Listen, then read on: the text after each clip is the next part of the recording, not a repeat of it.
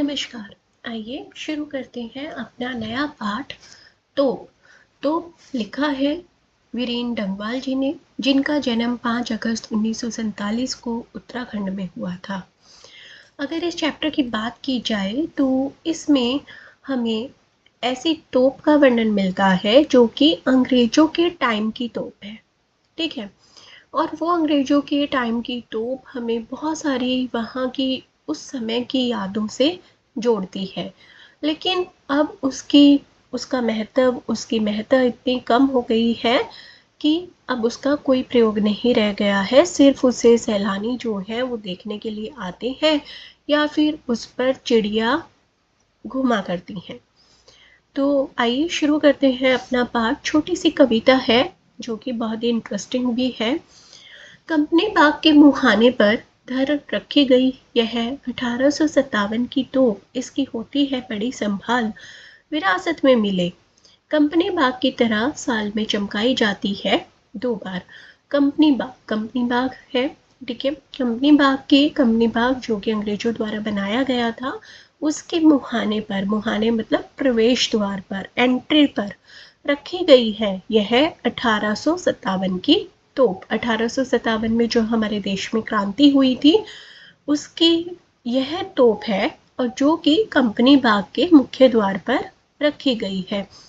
इसकी बड़ी संभाल होती है। क्यों संभाल होती है इसकी, क्यों देखभाल होती है? क्योंकि यह हमें विरासत में मिली है। विरासत मतलब पूर्व पीढ़ियों से मिली है। बुजुर्ग तो नहीं बोलेंगे, मतलब हमारे जो भी पूर्वज थे, हमारी जो भी पीढ़ियाँ थी पुरानी, वहाँ से हमें वो मिली है।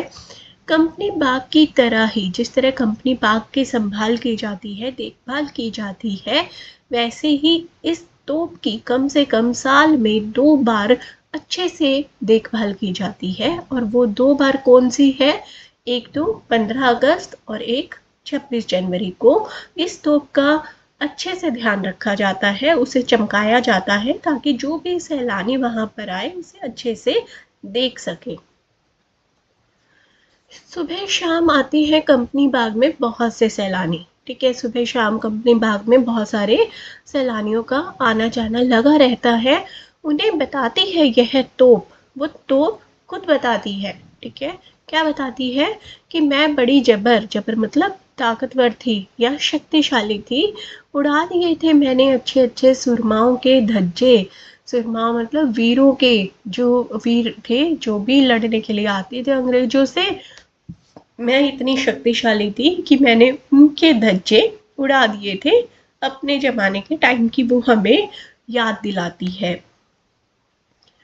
अब तो बहरहाल छोटे बच्चों की सवारी से अगर यह फारिग हो तो उसके ऊपर बैठकर चिड़िया ही अक्सर करती है गपशप।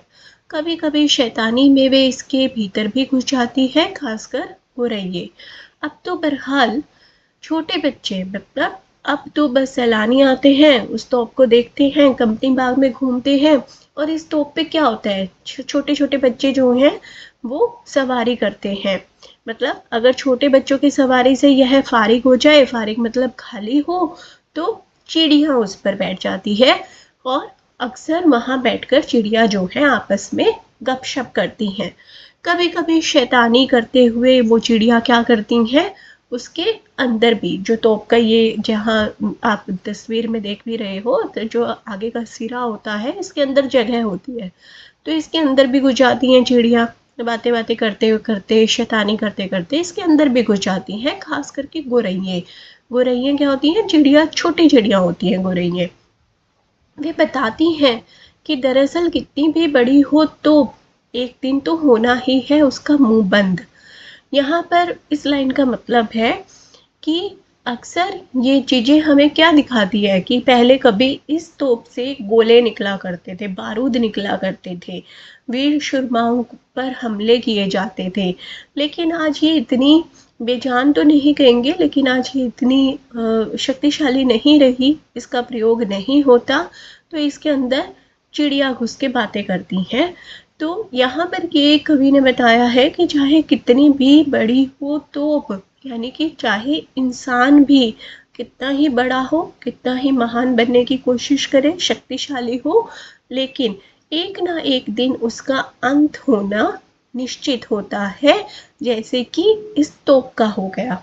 ठीक है, एक ना एक दिन उस महान अहंकारी व्यक्ति का भी मुंह बंद हो जाता है, जैसे कि ये तोप अपने जमाने में बहुत सारे सुरमाओं को मार दिया था, इसने शक्तिशाली लोगों को मार दिया था और आज इसका मुंह बंद हो गया है, आज ये बेजान पड़ी है। ठीक है, प्रश्न उत्तर करते हैं। विरासत में मिली चीज़ों की बड़ी संभाल क्यों होती है, स्पष्ट कीजिए। विरासत में हमें अच्छी और बुरी दोनों तरह की चीज़ें मिल सकती हैं। अच्छी चीज़ें हमें ये बताती हैं कि हमारे पूर्वजों ने क्या क्या अच्छे काम किए हैं ताकि हम उन्हें दोहरा सकें। बुरी चीज़ें हमें ये बताती हैं कि उन्होंने क्या गलतियाँ की थी ताकि हम आगे वाली जनरेशन ने फिर से ना दोहराए। इस कविता से आपको तोप के बारे में क्या जानकारी मिलती है? से हमें ये जानकारी मिलती है कि तोप 1857 में एक शक्तिशाली हथियार था, जिसकी सहायता से कई वीरों के प्राण भी गए। परंतु आज यह तोप केवल सैलानियों के लिए एक वस्तु मात्र रह गई है। मीन्स सैलानी आते हैं, उसे देखते हैं और चले जाते हैं, मतलब घूमने फिरने आते हैं लोग, और बच्चे जो है उस पर घुड़सवारी करते हैं, चिड़िया उस पर गपशप करती है। कंपनी बाग में रखी तोप क्या सीख देती है? कंपनी बाग में रखी तोप हमें अंग्रेजों के अत्याचारों और हमारे शहीदों की याद दिलाती है, पर सावधान रहने की भी सलाह देती है ताकि कोई दोबारा हम पर राज ना कर सके, जैसे अंग्रेज लोगों ने हम पर किया था। इसी के साथ यह तोप हमें एक ये भी सीख देती है कि चाहे कोई कितना भी शक्तिशाली क्यों ना हो, एक ना एक दिन उसका अंत होना निश्चित होता है। कविता में तोप को 2 बार चमकाने की बात कही गई है और वो 2 दिन कौन से हैं? 15 अगस्त और 26 जनवरी। निम्नलिखित का भाव स्पष्ट करना है कि अब तो बहरहाल छोटे लड़कों की घुड़सवारी से अगर फारिग हो तो उसके ऊपर बैठकर चिड़िया ही अक्सर करती है गपशप। ये पंक्तियाँ क्या दर्शाती है? उस तोप की वर्तमान दशा का चित्रण करती है। अब उस तोप से कोई नहीं डरता। पहले तो उस तोप से जब बारूद निकला करते थे, गोले निकला करते थे, तो सबको डर लगता था।